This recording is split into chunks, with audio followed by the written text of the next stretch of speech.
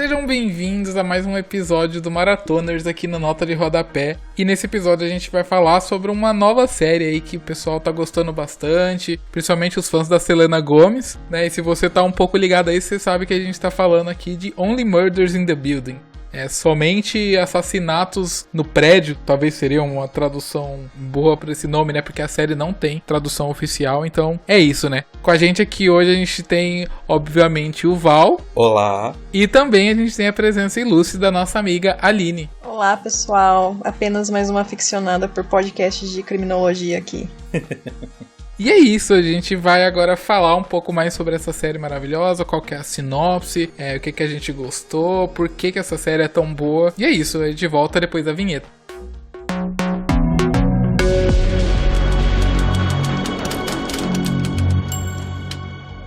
Então, né, o que é Only Murders in the Building? É uma questão bem bacana, porque a série aborda como as pessoas gostam de podcasts de crimes reais, né? E a partir disso, a gente tá aqui numa meta-narrativa, não sei nem se esse é o nome, porque a gente tá falando sobre uma série que fala sobre podcast num podcast. Então a gente tá falando aí, tá tendo um Inception aqui agora. E na série a gente tem esses três personagens, né, que são interpretados pelo Martin Short, pelo Steve Martin e pela Selena Gomez. Eles são os três protagonistas da série. E no prédio deles, onde eles moram, em Nova York, acontece um assassinato, e como eles são muito fãs, né, de podcasts sobre crimes reais, eles decidem, por alguma razão, fazer um podcast sobre aquele crime que aconteceu no prédio deles, né? É daí que vem o nome da série, né? Somente assassinatos no prédio. E a partir disso, como os três atores, né, o Steve Martin e o Martin Short, tem muita história aí no cinema de comédia, né, e de comédia na televisão também, eles usam disso pra fazer uma combinação muito doida de assassinato com comédia, né, que incrivelmente dá muito certo, né. O que vocês têm a falar sobre isso? Eu acho muito interessante a respeito disso, porque a intenção inicial deles era fazer uma série mais séria, né? Uma série realmente mais puxada pro suspense, pro mistério, assim. E durante a produção, eles acabaram percebendo que seria de melhor tom, assim, puxar mais pra comédia, o que faz mais sentido, afinal. Eles são da linha humorística, né? Então, eu tinha um certo receio de assistir, eu confesso. Assim, não que vai ser uma série ruim, mas não tinha tanto interesse. Até que, quando finalmente começou a sair, eu comecei a acompanhar. Mas eu não achei que fosse ser um humor tão inteligente, assim. Quando eu falo inteligente, não é um humor que visa ser cult, digamos assim. Mas que tem umas referências bem bacanas. E o que você estava falando, Luan, do sucesso, né, dos podcasts de crimes. Eu não sei como estava nos Estados Unidos quando iniciaram a produção da série, mas eu acho muito bacana que no Brasil foi durante esse último ano que teve uma crescente muito grande. E essa crescente, quando aconteceu, a série já estava sendo produzida. Então, nesse momento que ela saiu, né, nesses últimos 3 meses, veio meio que num ponto de encontro, né, do que tá bem popular aqui no Brasil, esses podcasts. Eu gostei muito dessa série por causa que eu sou uma fã de podcast de criminologia e eu fiquei pensando o tempo todo enquanto assistia a série o que eu faria no lugar desses personagens. Tipo, gravaria um podcast também, tentaria investigar. Parece uma coisa muito louca, né? Acontece um assassinato com alguém próximo de você, que mora no mesmo prédio, e aí a primeira coisa que você pensa, preciso investigar, tá estranho. O que é uma coisa muito doida, né? Eu, particularmente, nunca faria isso, porque eu sou cagão, eu morro de medo de morrer. Aí bate naquela tecla que, tipo, filme de terror é sempre o mocinho indo atrás, você sabe que vai acontecer alguma coisa muito ruim, mas eles ainda entram naquela coisa ruim. Exatamente. E eu fico, gente... Eu fiquei o tempo todo pensando nisso. O que eu faria se eu morasse nesse prédio? Eu provavelmente me mudaria. Eu não me mudaria, sabe? Porque, sei lá, pode acontecer um assassinato no prédio. A não ser que muitas pessoas começassem a morrer no meu prédio e eu consideraria, talvez, me mudar, sabe? Mas eu não iria investigar, porque, sei lá, se alguém quer... Eu tô de boa aqui, mas se eu começo a investigar, a pessoa vai e me mata, só porque eu tô investigando. Eu acho a construção inicial dos personagens muito bacana, porque no primeiro episódio a gente já vê que eles conseguem construir aquele cenário que, na verdade, quando a gente não vai mentir, quando a gente viu o elenco principal, o trio, a gente pensa, são 2 senhores com a Selena Gomez. Qual vai ser a dinâmica aí desse time? No primeiro episódio, eles já jogam isso pra gente, né? No primeiro momento tem aquilo do choque de gerações, mas eles acabam percebendo que eles têm algo em comum que eles gostam, né? Sim. Que acaba levando eles pro todo o cerne da série. série. E as individualidades deles também foi muito bacana, tipo, do Charles, que um homem solitário, né, que não tem muitos vínculos afetivos, não tem pessoas próximas, não tem familiares. Então, a gente sente, acho curioso, porque não é uma atuação que ele tá morrendo de sofrer e tá mostrando isso pra gente. A gente percebe pela postura dele, né, pela forma dele se comunicar, que ele não é uma pessoa de muitos contatos, assim. A Selena é a personagem misteriosa que nos primeiros minutos, assim, parece que tá ali de gaiata. Mas, claro que depois isso é esclarecido, mas eu achava super estranho toda a história dela de estar reformando o apartamento da tia e tudo mais. Não é bem um spoiler, mas não é exatamente uma grande coisa. Mas por ela apresentar, assim, um pouco misteriosa, isso pelo menos me deixou com a pulga atrás da orelha. E o Oliver, que a gente começa, ele é um personagem meramente de alívio cômico. Só que depois a gente acaba descobrindo que ele foi um pai ausente, né? Então tem uma relação de muito recentemente do filho dele em relação a ele. Então é uma coisa que acaba se desenvolvendo no decorrer dos episódios também. Então eles conseguem já estabelecer logo no início os personagens como pessoas com background, né? Não é nenhum dos três é meio que jogado para escanteio no sentido de não ter uma história convincente o suficiente. Eles conseguem funcionar bem juntos, mas eles também têm todas as suas narrativas particulares acontecendo. Sim, é interessante pensar que são personagens reais, são personagens com muitos defeitos, que você chega até a odiar em algum momento. O Oliver mesmo falava, a hora que eu descobri o background dele, de ser um pai ausente, eu falei, nossa, cara, você tá colocando sua ambição na frente do seu filho, mas depois a gente passa a entender os personagens e a gente entende que ninguém precisa ser perfeito. É legal ter uma série, assim, que ninguém é 100% bonzinho, sabe? Nossa, ninguém nunca errou. E eles pegam, porque esses atores, os dois caras, pelo menos, né, o Steve Martin e o Martin Short, eles se conhecem do Saturday Night Live, principalmente, né, que os dois eram participantes ali da velha guarda do programa. Então eles têm um humor muito presente e caricato, sabe? Até nas séries que eles fazem que são mais sérias, por exemplo, o Martin Short, ele participa de The Morning Show, do Apple TV Plus, e ele faz uma pessoa escrota lá. Oi? Eu não lembro dele nesse... No primeiro episódio ele aparece, quando o personagem do Michael Scott, eu esqueci o nome do ator também, quando ele tá conversando com um amigo, esse amigo dele... Isso. Quando ele tá conversando com um amigo lá, que também já foi acusado, entre muitas aspas, né? Porque, na verdade, ele é realmente um abusador. Que foi acusado de abusar da secretária. É ele também, sabe? Mas mesmo quando ele tava fazendo um papel sério, assim, por ter memória dele ser tão engraçado, eu não conseguia, tipo, não olhar pra cara dele e não rir, sabe? E aí ele chega agora em Only Murders in the Building, ele faz algumas situações que é super engraçadas, né? Tipo, a questão deles com os molhos, né? Com os canapézinhos que ele adora. Toda hora o pessoal voltava nisso na série, é incrível. E o fato dele também nunca desistir, né? Dele ter vários fracassos na vida, só que ele nunca desiste. Sim. Ele acaba fazendo piada em cima disso. E ele achar que ele é um diretor fodão, assim, sabe? Ele é tipo o Christopher Nolan, sabe? Que só se acha. Mentira, gente. Não me cancela. Mas enfim, é incrível isso, né? Essa parte comédica não existe essa palavra, né? Se não existe, você inventou agora. Logo já existe. Essa parte de comédia da série é simplesmente incrível, né? Eles acertam muito bem no tom, principalmente aí nos últimos episódios. A gente não vai dar spoiler aqui, mas no último episódio, principalmente, tem cenas hilárias de comédia, sem perder o tom de investigação, né? Porque encaixa nesse universo do que a gente espera, principalmente desses dois atores, né? O Steve Martin, mesmo quem cresceu aí nos anos 2000, lembra dele fazendo a Pantera Cor-de-Rosa, por exemplo, que é um filme maravilhoso, sabe? Então, é isso.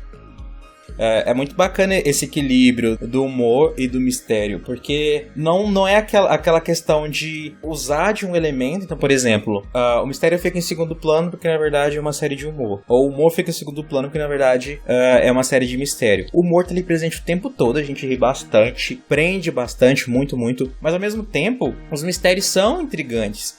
Eu não esperava, e não é, né, grandes mistérios. Na verdade, eu esperava assistir a série sem me interessar pelos mistérios. Só que, à medida que a gente vai acompanhando a série, eles conseguem fazer coisas pequenas serem interessantes. Não tem um grande background, assim, pra gente, nossa, explodir a cabeça. Só que é tão bem escritinho, sabe? É tão interessante e de prender a atenção, que a gente acaba preso pelos dois aspectos. Pelo humor, que já é um ponto maravilhoso, né? Porque pode muito bem ser aquelas comfort series, né? Porque num dia que eu tô mais mal, assim, ou não tava muito bem pra assistir uma coisa mais complexa, nossa, saiu um novo episódio de Only Murders aqui, deixa eu assistir. Mas ao mesmo tempo, acabava com um gancho, e, meu Deus, eu preciso assistir logo o próximo episódio pra saber o que acontece. Eu ficava doida pra assistir o próximo também. Tinha que ter saído a temporada inteira, não aguento esperar mais uma semana. Então pra mim foi uma série muito completa, não teve um episódio que tenha caído de qualidade, sabe? Eu gostei de todos os episódios, foi muito bom acompanhar. Na verdade, eu fico num impasse. Eu não sei se eu preferiria que tivesse saído tudo de uma vez. Porque também foi muito boa essa experiência de meio que dos anos 2000, né? De acompanhar uma série semanalmente. Então, né? De ter que esperar uma semana até o próximo episódio pra descobrir o que aconteceu, né? Então, eu acho que, na verdade, pra série, por mais que minha ansiedade pode ter falado um pouquinho mais alto de vez em quando, foi melhor esse ritmo mesmo de lançar um episódio semanal. Porque acho que a série se torna mais longínqua, assim, né? Porque a gente tem agora uma memória de que a gente passou o quê?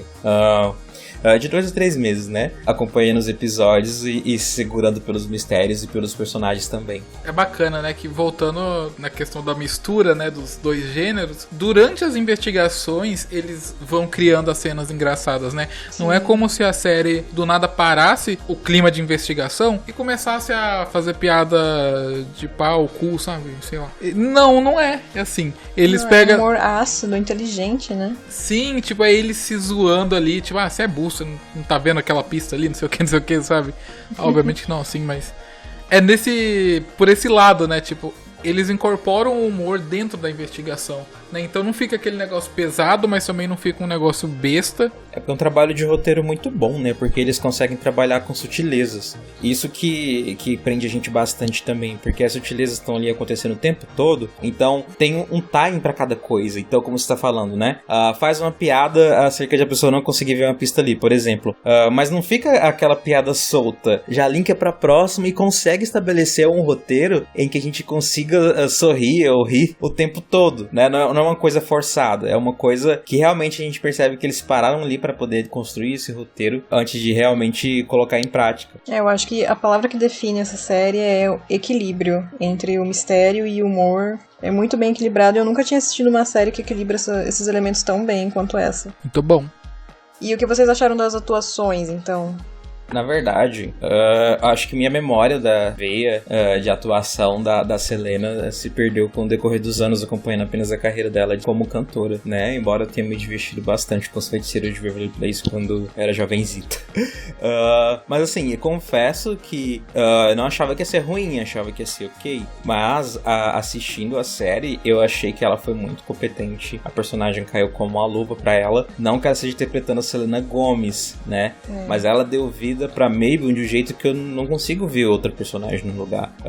Mesma questão com o Steve Martin também. Não fui uma das pessoas que gostava bastante de assistir os filmes dele, sabe? Na verdade, eu não curtia muito os filmes dele, nunca me diverti. Talvez hoje eu poderia gostar, até porque, né, outra mentalidade. Mas pra mim foi de muita surpresa ver esses personagens ali, porque eles não se destacam só dando vida ao personagem. Eles se destacam também na interação com eles. E eles conseguem construir interações bacanas com vários personagens, não se limita apenas no trio principal, né? Então, a relação com a síndica chata, que pega muito no pé, com um personagem que ele quer que produza o podcast, né? Então, eles conseguem se encaixar com vários personagens que vão aparecendo. Então, isso pra mim é um plus muito bacana também. Então, na opinião de vocês, a Selena Gomez conseguiu se desvincular da imagem que ela tinha de uma Disney Star, do papel que ela tinha em Waverly Place? Eu acho que para a maioria das pessoas, na verdade, ela tem a imagem muito de cantora pop, né? Acho que nem mais uma artisticidade assim, digamos. Então, se você realmente ir pra assistir a série com o peito aberto, sem preconceito, né? E ver a atuação dela mesmo como uma atriz, eu acho competente sim. Eu acho que ela se deu muito bem na personagem. Ela não foi ofuscada, porque assim, independente de eu ter gostado ou não de filmes que eu já tenho assistido com o Steve Martin, com o Martin Short, eu não me lembro de ter assistido, eu entendo que eles são figuras muito grandes e importantes, né? Com uma carreira aí grandiosa. Então, se a Selena realmente não conseguisse ser uma atriz competente, ela poderia ser ofuscada por eles, né? Que não é o que aconteceu. Pra mim, ela tava o tempo todo em pé de igualdade com eles. Ela foi muito convincente no papel. E pra mim, eu não tenho reclamações. Ela conseguiu segurar bem o personagem do início ao fim. Nossa, os atores convidados também brilham, né? Eu acho que todo mundo no elenco conseguiu não ofuscar um outro, né? Todo mundo ali tem uma hora de brilhar. Até os personagens que são de atores convidados, né? A gente tem aí a Tina Fey, a gente tem a treinadora lá de Glee, eu não lembro o nome da atriz. Nossa, maravilhosa. Nossa, demais. Tem até o outro personagem lá, o Terry Dimas, que é um ator que também tá sempre fazendo vários filmes de comédia, né? Então... Sim, verdade. Eu lembro dele fazendo Stuart Little, sabe? Então, tipo, a gente tem um elenco gigantesco, assim, de peso, de pessoas relativamente grandes, pelo menos em cada uma de suas áreas, né? E que funciona, sabe? Ninguém, como eu falei, ninguém é ofuscado um pelo outro. Todo mundo ali se ajuda, ninguém tenta fazer uma piada mais engraçada que o outro, sabe? Eles se ajudam a criar a piada. Isso é maravilhoso. Outra coisa que eu achei muito interessante foram as introduções dos episódios, né? Cada um focando num personagem diferente. E nos primeiros episódios eu ficava um pouco confuso nesse aspecto, né? Tinha essa variação antes ou é uma coisa que apareceu agora, mas realmente no decorrer dos episódios a gente foi vendo que cada episódio meio que tem um foco em segundo plano em algum personagem específico. E pra mim o que é o melhor episódio da temporada é o episódio de um personagem que ele tem deficiência auditiva.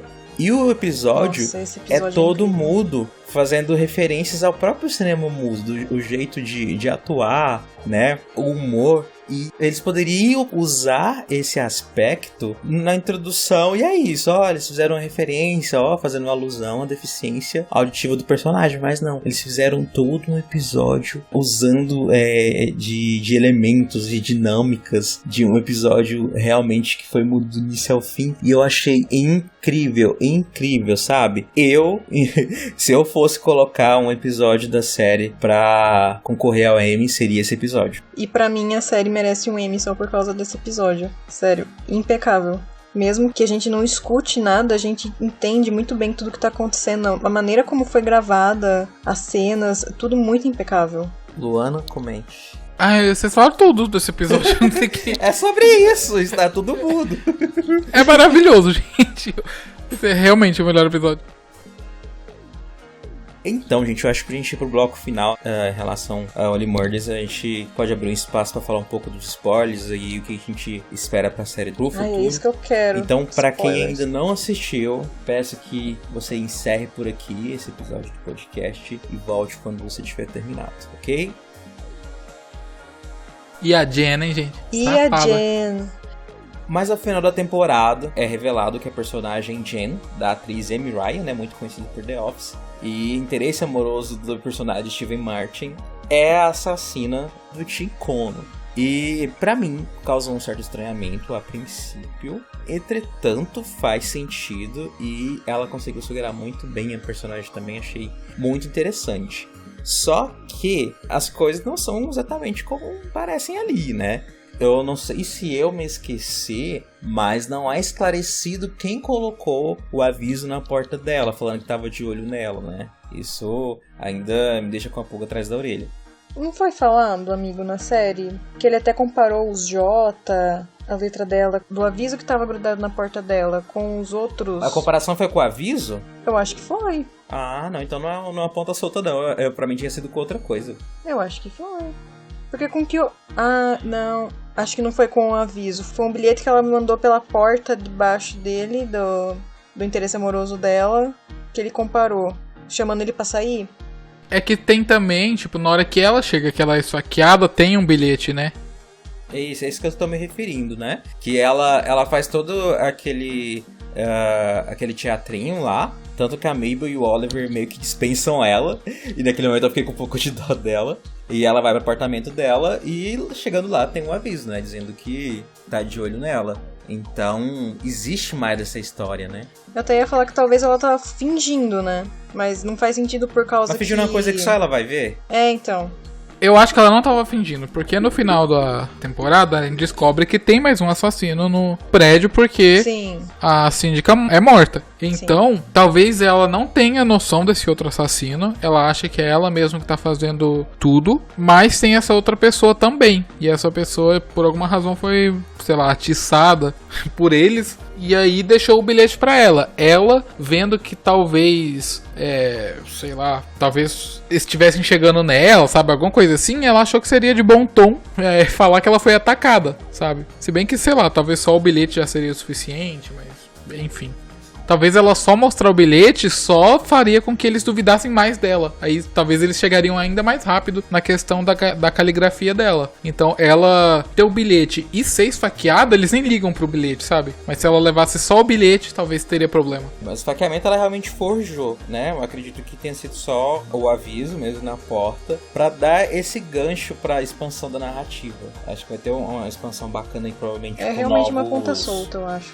Isso, é um cliffhanger, né, pro futuro. Sim. Então deve ter uma expansão da narrativa, com novos personagens, novas coisas a respeito do passado no prédio, né? É porque é meio que automático, a gente entra no ritmo do que a gente tá assistindo no momento, e a gente cria certo bloqueio de tentar pensar de uma forma mais expansiva. Só que quando vai lá o roteirista constrói novos elementos, novos backgrounds, novos personagens, a gente percebe que era muito possível sim. Só que no momento a gente tá com muita dificuldade de saída do que foi mostrado pra gente, né? Então a gente já tem que, eu sinto que a gente já tem que ir com a mente aberta para muitas novidades do próximo ano da série, que eles devem sair dessa zona confortável agora e também investir mais em mistérios. Eu acho que o que pega pra mim a respeito da Jen é que nos podcasts de criminologia eles sempre falam sobre a infância, sobre os traumas de quem comete realmente esses crimes. E na série, tipo, falta motivação, uma motivação mais profunda, porque, eu não gosto de ser a segunda. Isso soa, tipo, é realmente só loucura? Vocês compraram essa motivação? Porque pra mim a motivação que é fraca. Eu não senti tanta necessidade de uma motivação, porque ela não é uma série que se leva a sério demais, sabe? Tem isso. Então, essa questão da motivação, eu entendo, né, que algumas pessoas podem ficar decepcionadas com esse aspecto, mas pra mim é meio que uma questão coadjuvante, porque na vida real pode ser assim, né? Alguém pode cometer um assassinato por um motivo besta, né? No ou surto. sem nem mesmo ter um motivo. Ela, pelo menos, ainda construir uma reviravolta, ela tem uma personalidade meio narcisista ali, né? Meio dúbio. Ela falando que não gosta de ficar em segunda e lá esqueci o nome lá do negócio que ela faz. É a orquestra, não, né? É, na orquestra. Ela na orquestra dela mesmo, ela mentia que era a primeira ali, ela é a mera coadjuvante, né? Então é uma pessoa provavelmente muito frustrada, né? Se ela gosta de se colocar em evidência. Enfim, não tem uma construção grande e às vezes, assim, pensando que a série não vai se fechar na primeira temporada, eu acho interessante também, porque agora se fizesse uma personagem toda bem construída, em questão de motivação e do futuro pra série, no ano que vem, quando a gente tiver a nova temporada da série, ter novamente um mistério de um assassino, não vai ter tanto um poder pra exercer assim na gente, porque a gente vai ter vivenciado isso na temporada passada, né? Então eles conseguindo puxar isso pra segunda temporada, eles só vão ter que se preocupar com realmente a queda de personagem misterioso ser interessante lá na terceira temporada. Eu vejo isso, claro que não é uma série sem humor, mas How to Get Away with Murder. A primeira temporada, o mistério deixa a gente assim vidrado, né? No final a gente descobre quem matou a personagem que é assassinada lá. Só que aí, pra conseguir manter a série minimamente interessante, eles foram criando novos assassinatos e assassinos cada temporada. Tanto que chegamos na metade da terceira temporada, já tava maçante, já não era mais interessante, né? Realmente. Com esse desfecho que não é tão complexo, eles podem guardar essa carta pra próxima temporada. Essa é uma leitura que eu fiz. Muito bem colocado, Valzinho. Vocês acham que também tem uma possibilidade da Jen tá tomando a culpa por outra pessoa, tipo, por esse outro assassino? Eu acho que não, porque teve até flashback e a série não usou artifício tipo de ter flashback falso, sabe? Tipo, de ser só ilustrativo. Então a gente assume que os flashbacks são reais, que tipo, não são invenção, sabe? Então eu acho que ela realmente fez esses assassinatos, só que a questão da nota, né, da ameaça ali na porta dela é algo que vai voltar sim pra próxima temporada. Às vezes ela pode ter assumido a culpa por algo que ela não fez justamente por causa de ameaças também, talvez. Será? Não sei. Não acredito que tenha sido isso, não. Acho que o arco dela realmente fechou, né? E realmente o assassinato do Ticono gira em torno dela. Mas isso que eu falei pra vocês do aspecto que eu citei agorinha. Que provavelmente na segunda temporada eles vão expandir a narrativa pra coisas novas, né? Não acredito que eles vão requentar os mistérios da primeira temporada. Então a gente não sabe o que vai acontecer ainda, né? Alguém que talvez já tenha um histórico, talvez já tenha acontecido assassinatos no prédio. E agora toda essa tensão da polícia novamente pode ter irritado alguém. Ou alguém com uns ímpetos assassinos que estavam adormecidos pode ter desencadeado agora com essa leva de assassinatos. Tudo é possível, né? Basta criarem, basta escrever. Então eu acho que, como eu falei, a gente tá um pouco preso na narrativa da primeira temporada e o que foi apresentado pra gente, né? O que faz sentido, claro, a gente trabalha o que a gente conhece. Mas minha opinião sincera é de que na segunda temporada eles vão apostar mais em novidades. Ai, ansiosa desde já, porque eu acho que eles vão fazer mais um trabalho impecável aí. Acho que eles têm bastante coisa pra explorar, muita coisa mesmo. 200% ansioso. O humor afiado deles também dá pra fazer referência a muita coisa bacana, né? Muita coisa que tá acontecendo no momento, né? Tem aquele suporte bem antenado, né? Eu queria ser um mosquitinho pra poder entrar na sala, né, de roteiristas e ver como eles constroem, porque deve ser um processo, assim, claro, difícil, né? Mas provavelmente muito divertido também. Nossa, nem fala. Eu tenho certeza de que a gente vai receber um bom produto final, né? Também tô muito ansioso pra próxima temporada. Pra mim, é uma das melhores séries do ano, de verdade. Também. Com certeza. Do gênero, eu acho que é a melhor. É porque o gênero dela é único, né? Sim. É só dela. Então, realmente foi uma felicidade muito grande de acompanhar. É, né? E falando em podcast de criminologia, vocês ouvem algum? Não necessariamente. A não ser, esporadicamente, eu acabo ouvindo o Modus Operandi, né? Que é brasileiro, da Carol Moreira. O Modus. É bem bacana. Tem o Café com Crime também. Nome maravilhoso. Não é? Nossa, antes eu era obcecada, gente. Eu ficava ouvindo um atrás do outro. Ainda mais o Case Files, que tem versão brasileira também, mas também tem na gringa. Cara, eles narram a vida inteira do assassino, no caso. E é sempre muito interessante você entender a psique do assassino, o que levou a fazer isso. Por isso que eu falei também da motivação antes. Porque nos podcasts de criminologia, geralmente eles abordam muito isso. Tipo, as motivações da construção, né? Como essa pessoa chegou no ponto onde que ela passou a assassinar pessoas. Pra mim, o melhor podcast que eu já ouvi foi do Case Files, sobre o Pedrinho a Matador, né? Esse é muito bom. Eu confesso que eu tenho interesse de ouvir, mas não parei ainda pra ouvir, até porque parece que é um caminho sem volta, né? Quando você ouve um, quer ouvir outro e outro. Mas eu tô meio enferrujado aí em vários podcasts pra ouvir, mas, né, trabalhando bastante, cuidando do perfil também, e já consumo tanta coisa, né? Filmes, séries, livros, mangás, animes. Tô até devendo em alguns aspectos. Então não consegui entrar nesse mundo ainda, mas eu tenho interesse sim. Ai, nem fale. Ultimamente também dei uma parada, mas antes nossa, quando eu pegava pra ouvir era um atrás do outro. Então, gente, acho que a gente pode finalizar. Podemos. Então, gente, foi uma experiência muito bacana, né? Só pra gente concluir, acompanhar essa série. Reforço mais uma vez que quem não assistiu tá perdendo uma experiência muito bacana. Eu sei que dificilmente a pessoa vai conseguir fazer isso, mas assistir um episódiozinho ali semanalmente, claro que isso é bem pouco viável. Mas realmente assistir aos poucos, né? Então, vejo um episódio hoje, depois de amanhã vejo mais algum, de preferência acompanhada também, porque é aquele tipo de série que é divertido assistir com outra pessoa, mas é realmente uma experiência muito bacana. Isso aí, e ano que vem esperamos aí que lancem a segunda temporada, né, que não demorem muito tempo, afinal acho que não é uma série que demanda muito tempo de produção, né, não tem 1 milhão de efeitos especiais e tal, então eu acho que provavelmente ano que vem eles já devem lançar aí a continuação pra gente, espero que lancem logo.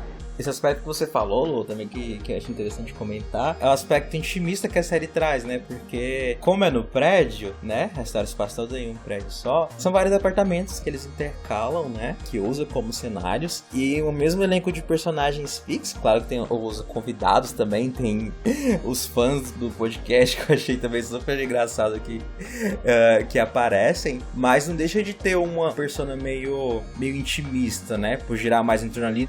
que eu quero dizer que não é uma série de muitos cenários, né? De precisar de várias locações. Tanto que a série que foge mais do comum é no momento que eles acabam seguindo a Mabel, né? E vão até a casa dela, conhecem a mãe dela. Então parece aqueles episódios, tipo episódio de anime, episódio de praia, que eles saem de onde eles geralmente estão e faz um episódio meio diferente dos demais. Chaves em Acapulco. Né?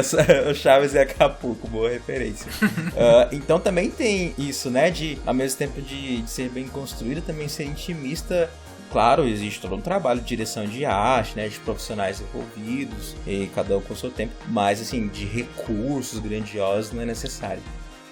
Gente, muito obrigada pelo convite para participar do podcast. Eu adorei a experiência, eu nunca tinha participado de um podcast antes. E galera, assista a série Only Murders in the Building, porque vale muito a pena. E é isso. Aline, obrigado pela participação. Luan, mais uma vez, obrigado pela parceria. E vamos nos esforçar para que o próximo episódio do podcast não demore tanto como o intervalo, né, do anterior e esse. A gente vai se inspirar nos protagonistas de Only Murders aí para poder produzir mais. Da hora, gente. E só pra fechar, eu espero que a segunda temporada tenha um nome em português. Talvez apenas Assassinatos no Cortiço. Acho que seria aceitável também. Muito bom. Enfim, gente, assistam a série e se divirtam. Obrigado, gente. Tchau, tchau. Até mais, gente. Até mais.